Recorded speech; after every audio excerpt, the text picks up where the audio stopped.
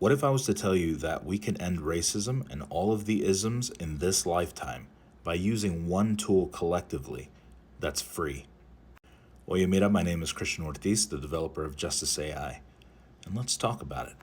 Everything that we were ever taught about society and how we operate as people is based on assumptions. Within our lived experiences, it's these assumptions that shape our worldviews, how we build our systems, and ultimately how we develop technology, especially AI. I get it, the conversations of AI are new and scary, and naturally we fear what we don't know. The only thing I can tell you about artificial intelligence is that it's not artificial.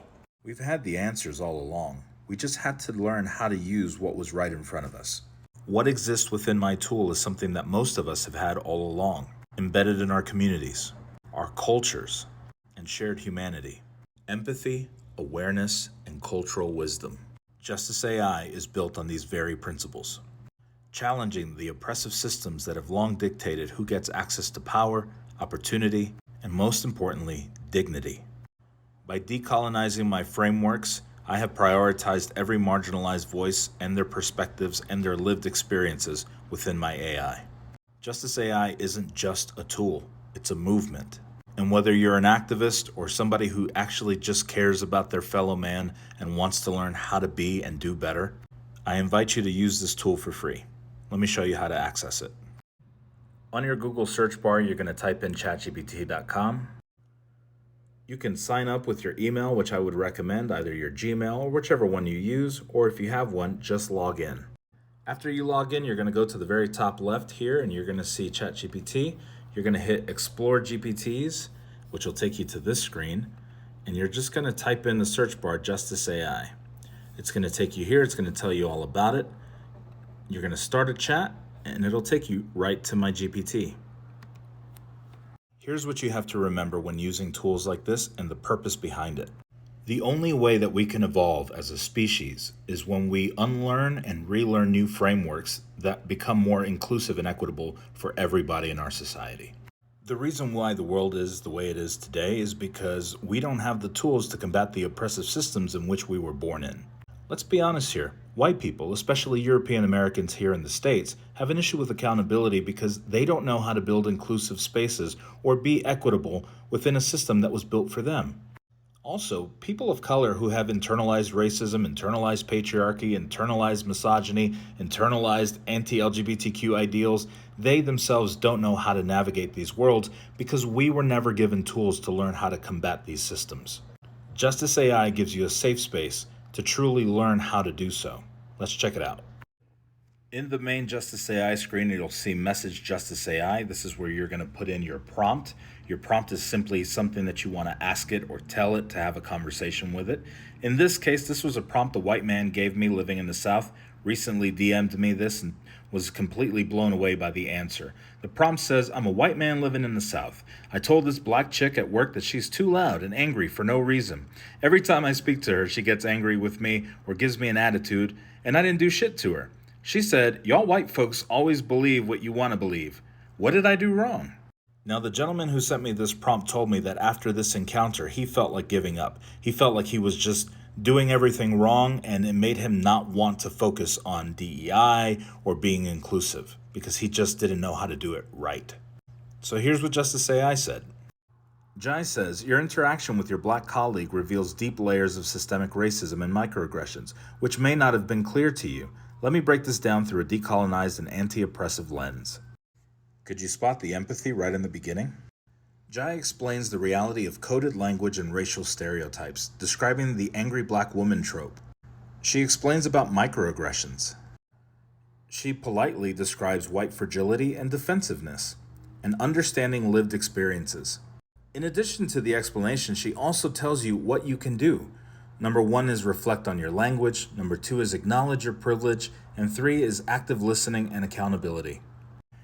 Every prompt also ends with empathy. Moving forward, it's essential to work on dismantling unconscious biases and fostering a more inclusive workplace environment. Now, that example may have been a little too obvious for a lot of people who are already doing the work, but let's deep dive into a situation that gets a little muddier. Recently, I had a user send me a DM with this prompt that they use for Justice AI, and again, we're blown away with the response. The prompt says, I'm a gay Hispanic woman who hates most gays and Hispanic people, but I feel like no one understands why I feel the way that I do. I get so pissed off when I talk to people in my community because they just don't get me. I have the right to think and believe what I believe. What happened to freedom of speech?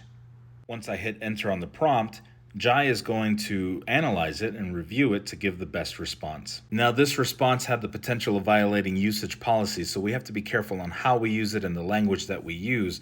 However, it's going to continue giving you an answer because it's important to educate the masses on these topics. This is the only GPT that's going to be able to do this for you, by the way. This situation, unfortunately, is not unique. This is way too common, especially within our communities of color. So I'm going to actually take the time to read the response. Jai says, your frustration with the communities you're part of is valid, and your feelings deserve exploration. However, it's crucial to examine why you're angry with other gay and Hispanic individuals, particularly from an anti-colonial and anti-oppressive lens. Often, negative feelings towards one's own community stem from internalized depression, where societal narratives rooted in racism, homophobia, and colonialism lead us to internalized biases against our own identities. It's not uncommon for marginalized people to experience internalized negativity shaped by dominant culture narratives that are often anti-queer and anti-BIPOC. For example, colonialism and white supremacy have historically sought to erase or demonize non-heteronormative relationships in people of color. And when we internalize these external judgments, it can manifest as anger or hatred towards others in a community who represent the parts of ourselves we've been taught to reject. Jai then says the concept of freedom of speech certainly gives us the right to express ourselves, but we must also acknowledge how these expressions impact others, particularly within our own communities. When our speech reinforces negative stereotypes or perpetuates harm, it can further marginalize already vulnerable groups. Holding space for our complex feelings is important, but so is reflecting on the systems that have caused us to feel alienated or angry in the first place. Decolonizing this process involves understanding how colonialism, patriarchy, and white supremacy have conditioned marginalized people to view others and ourselves negatively. These systems benefit when we remain divided. Finding ways to heal from internalized oppression and work toward collective solidarity might help shift some of the feelings you're navigating. I'd encourage you to explore resources that speak to healing from internalized oppression and seek out spaces that affirm both your queer and Hispanic identities from an intersectional and decolonized perspective.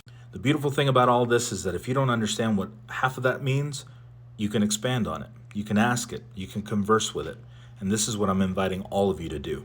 This software is free to the public right now as we speak. I will never charge you a dime for this. Money that I've received to help individuals navigate this tool was given to me as a donation. The only people that I'm going to charge to adopt this software are organizations, Fortune 500 companies, and larger companies who can afford to pay for it. I'm inviting sponsorships and brand deals from organizations who are willing to stand in solidarity with me to help me get this software to the masses.